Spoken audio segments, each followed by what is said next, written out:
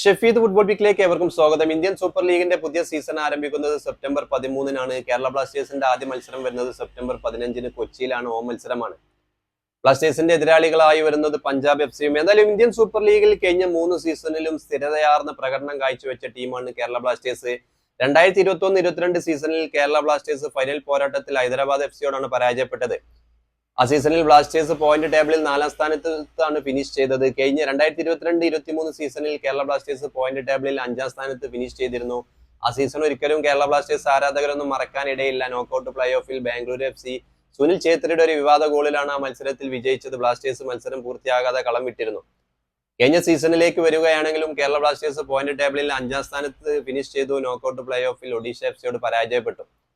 Ivan ഉക്കമനോവിച്ച് സ്ഥാനം ഒഴിഞ്ഞ ആ ഒഴിവിലേക്ക് പുതിയ കോച്ചായി വന്നിട്ടുള്ളത് സ്റ്റാറയാണ്. അദ്ദേഹത്തിന്റെ കീഴിൽ ആദ്യ ചാമ്പ്യൻഷിപ്പായി വന്നത് ഡ്യൂറന്റ് കപ്പാണ്. ഗ്രൂപ്പ് തലത്തിലൊക്കെ മികച്ച പ്രകടനമായിരുന്നു. പക്ഷേ നോക്കൌട്ട് മത്സരത്തിലേക്ക് വന്നപ്പോൾ ക്വാർട്ടർ ഫൈനൽ പോരാട്ടത്തിൽ അവസാന മിനിറ്റിൽ ഏകപക്ഷീയമായ ഒരു ഗോളിന് ബാംഗ്ലൂർ എഫ്സിയോട് കേരള ബ്ലാസ്റ്റേഴ്സ് പരാജയപ്പെട്ടു. ഇനി ഇന്ത്യൻ സൂപ്പർ ലീഗ് വരികയാണെങ്കിൽ കേരള ബ്ലാസ്റ്റേഴ്സിനെ സംബന്ധിച്ചിടത്തോളം അവരുടെ മാറ്റങ്ങളൊന്നും നമുക്ക് നോക്കാം. കേരള ബ്ലാസ്റ്റേഴ്സിൽ നിന്നും പോയ പ്രമുഖ താരങ്ങളിൽ ഒരാളാണ് ദിമിത്രി ഡയമന്റക്കോസ്. ബ്ലാസ്റ്റേഴ്സ് പരാജയപ്പെട്ട മത്സരങ്ങളിൽ പോലും ബ്ലാസ്റ്റേഴ്സിന് വേണ്ടി തകർപ്പൻ പ്രകടനം കാഴ്ചവെച്ച താരമായിരുന്നു ദിമിത്രി ഡയമന്റക്കോസ്. അദ്ദേഹത്തിന്റെ ഒരു പകരക്കാരനായിട്ട് നിലവിൽ വന്നിട്ടുള്ളത് ന്യൂനസാണ്.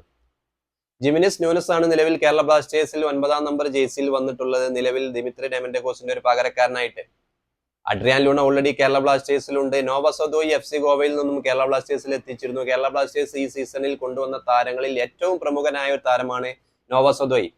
അദ്ദേഹം കേരള ബ്ലാസ്റ്റേഴ്സിന് വേണ്ടിയുള്ള വരവ് അറിയിച്ചിരുന്നു. ഡ്യൂറന്റ് കപ്പിൽ 2 ഹാട്രിക് ഒക്കെ നേടിയിരുന്നു. നോവ സദോയി FC ഗോവയിൽ കാഴ്ചവെച്ച അതേ പ്രകടനം കേരള ബ്ലാസ്റ്റേഴ്സിന് വേണ്ടി ഇന്ത്യൻ സൂപ്പർ ലീഗിലും കാഴ്ചവെക്കും ഈ മൊറോക്കൻ താരം എന്നുള്ള കാര്യത്തിൽ ഒരു സംശയവുമില്ല. അത്രയും മികച്ച പ്രകടനം കാഴ്ചവെക്കാൻ കഴിവുള്ള താരമാണ് നോവ സദോയി. കൊയീഫ് കൂടി എത്തിയിരുന്നു ഡിഫൻസിൽ. ഫ്രഞ്ച് താരം കൊയീഫ് ഡ്യൂറന്റ് കപ്പിൽ കുറഞ്ഞ സമയമാണ് മത്സരിച്ചത്. എന്തായാലും ഇന്ത്യൻ സൂപ്പർ ലീഗിൽ കേരള ബ്ലാസ്റ്റേഴ്സിന് പ്രതീക്ഷ അർപ്പിക്കാവുന്ന താരങ്ങളിൽപ്പെട്ട പ്രമുഖ താരങ്ങളാണ് ഈ 3 വിദേശ താരങ്ങൾ, അഡ്രിയാൻ ലൂണ തുടങ്ങിയ താരങ്ങളൊക്കെ. നിലവിൽ നോവ സദോയിൽ നിന്നും മികച്ച പ്രകടനം എന്തായാലും പ്രതീക്ഷിക്കാം. ദിമിത്രി ഡയമന്റക്കോസിന് പകരക്കാരനാവാൻ ന്യൂനസിന് കഴിയുമോ എന്നുള്ളതൊക്കെ കാത്തിരുന്ന് കാണേണ്ടി വരും. എന്നാൽ ഇന്ത്യൻ സൂപ്പർ ലീഗിൽ കേരള ബ്ലാസ്റ്റേഴ്സിന്റെ ആദ്യ മത്സരം വരുന്നത് സെപ്റ്റംബർ 15-നാണ്. കൊച്ചിയിലാണ് മത്സരം. എതിരാളികളായി വരുന്നത് പഞ്ചാബ് എഫ്സിയും. നമുക്ക് കാത്തിരിക്കാം.